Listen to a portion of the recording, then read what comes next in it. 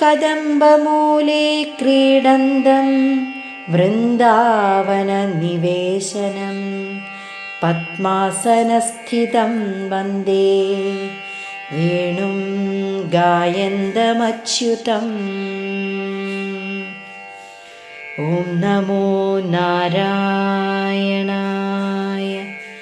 ഓം നമോ നാരായണായ. ഓം നമോ നാരായണായ.